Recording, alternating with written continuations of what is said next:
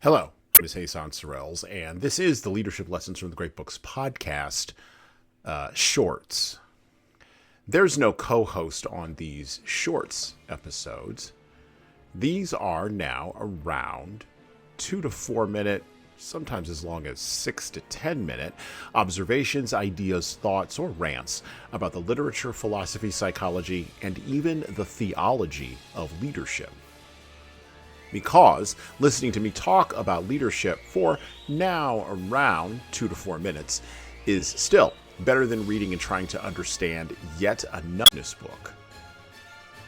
Even that business book your coworker won't stop raving about because it quote-unquote changed their life, but you can't see any difference in their leadership behavior. So how good could that author be? Take it from me. The world is always ending. One of the quirks of combining the principles of free inquiry, skepticism, do unto others, and leave me the hell alone, all together into a melange of people with differing worldviews on what all that actually means, is that you get the idea of an apocalypse. The word or the term apocalypse comes from the Greek word apocalypsis and means revealing or unveiling. As time has gone on in the West, this word has transformed from one with exclusively biblical religious meaning based on a shared cultural eschatology to a word with multiple secular humanist meanings based on the politics of the moment or the economic chaos of the day. But politics reveals nothing other than what a postmodern, nihilistic, and deeply cynical audience already expects, and economic chaos unveils little other than more of the fact that our own human hubris, in the face of forces we've barely scratched the surface of understanding, is always wanting. Bear with me here. I'm actually headed somewhere. When a person is raised or is born and grows up as a child with the idea that the quote-unquote apocalypse is always imminent and that only fools ignore the tea leaves, then every act is weighted to the point of being too heavy to comprehend. Being raised in such a familiar environment might lead to becoming a survival prepper or a survivalist as an adult. Or it may lead to a person becoming obsessed with standing still in their adult lives, never moving forward emotionally, psychologically, mentally, or financially, hoping that the revelation passes over them and moves on to some other house. In other words, the idea of an apocalyptic ending, full of revelation, unveiling of secrets, cosmic justice, rolling down the mountains like water, and hiding in those same mountains with a stash of food, guns, gold, and gas, is driven by one impulse, and primarily one impulse only. And that impulse is fear. Fear of judgment, fear of being left behind, fear of oppression, fear of cosmic justice, fear of destruction, fear of the fools who couldn't read the tea leaves and what they might do, and fear of, quote-unquote, missing something, fear of being left behind, fear of advancing and trusting, fear of not advancing and not trusting.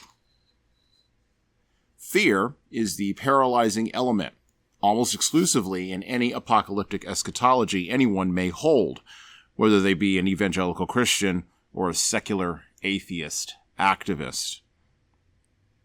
The apocalypse is the anchor at the bottom of the chain of fears that must be released.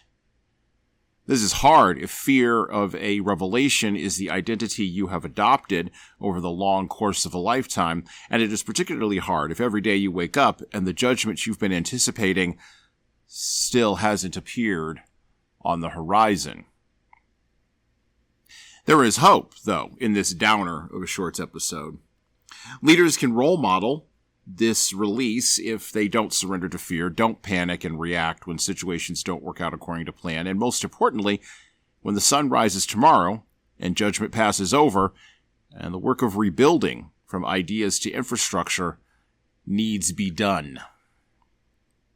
Sincerity in rebuilding and caring about people are the twin motors at the base, or the twin foundations at the base of all rebuilding, in the face of the paralyzing fear of an apocalyptic change that never truly arrives. Until it does. And then what do you do after that? And well, that's it for me. Thank you for listening to the Leadership Lessons from the Great Books podcast today.